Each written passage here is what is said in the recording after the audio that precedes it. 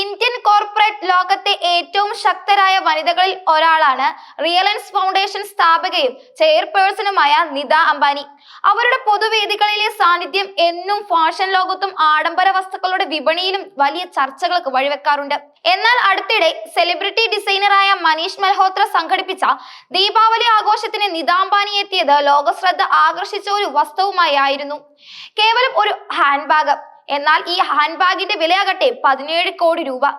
Fashion ലോകത്തെ അതിവിശിഷ്ടവും അസാധാരണവുമായ ഈ Hermann ബ്രിക്കൻ ബാഗിന്റെ miniature രൂപമാണ് നിത അംബാനിക്ക് മാത്രം സ്വന്തമായ ആഡംബരത്തിന്റെ പ്രതീകമായി മാറിയത്.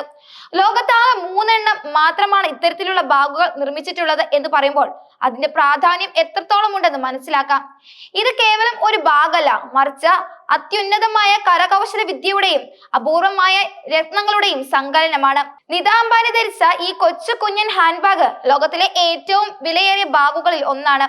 ഇത് പ്രശസ്തനായ ബിർക്കിൻ ബാഗിന്റെ മിനിയേച്ചർ പതിപ്പാണ്.